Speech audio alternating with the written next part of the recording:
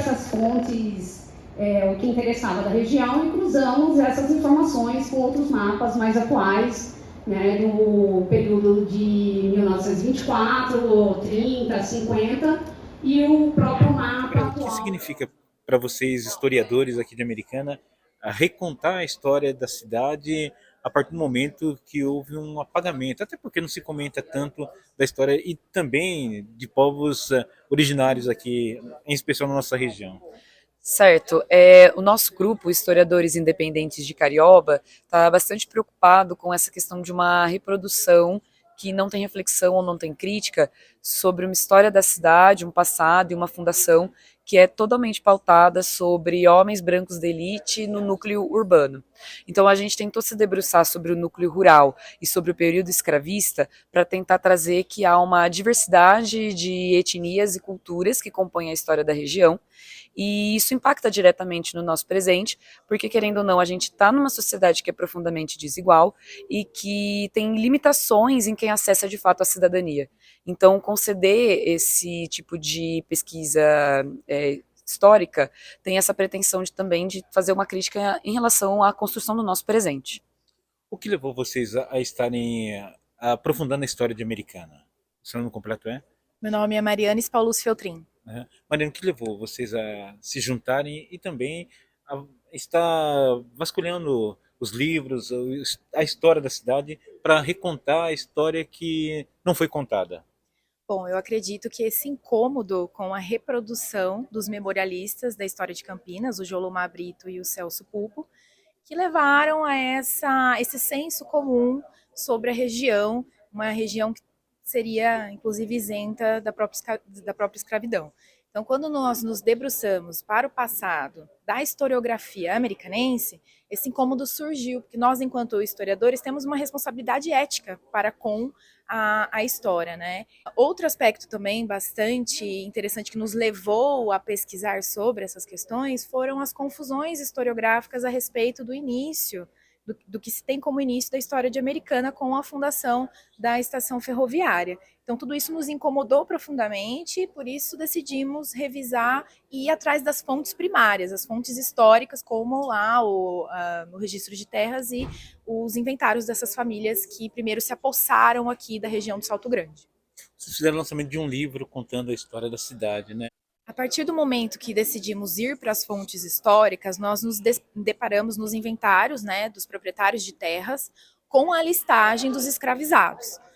Com esses dados em mãos, a gente cruzou com outras informações, como, por exemplo, o primeiro cemitério, né, o cemitério da Saudade, o primeiro cemitério oficial da cidade, e nós encontramos lá algum desses sujeitos históricos. Além disso, a história oral, né, e a busca por descendentes dessas famílias também nos auxiliaram muito para encontrar aí e dar voz, né, a esses sujeitos que foram silenciados da historiografia oficial até então.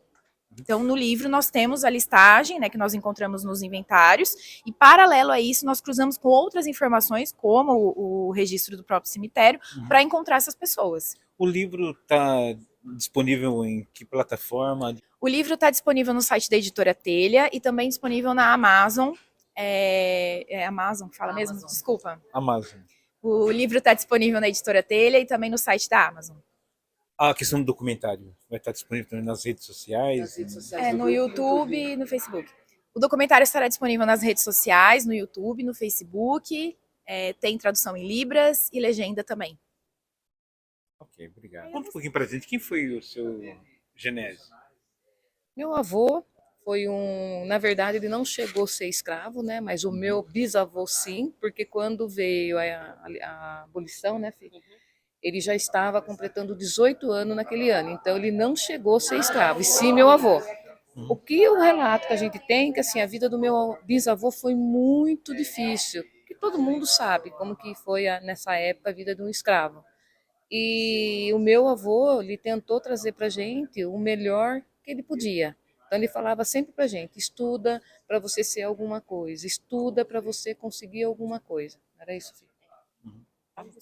E qual que é a importância desse documentário apresentado aqui? Para a gente, esse documentário foi assim na verdade, eu nem esperava. Para a gente foi uma surpresa, porque como a minha irmã disse, vai entrar alguém em contato com você, vai pedir algumas informações, Mas é que nem eu disse, minha mãe teve 10 filhos, tá? Eu sou a nona, ela é a 10ª. Então, das informações, foram se caindo muitas as informações. A gente foi se perdendo as informações, porque a gente, além de tudo, quando os adultos estavam conversando, a gente não ficava perto. Então, só aquele olhar a gente já saía, não participava muito. Mas, assim, o que eu lembro do meu avô, pelo menos eu, né, são momentos bons.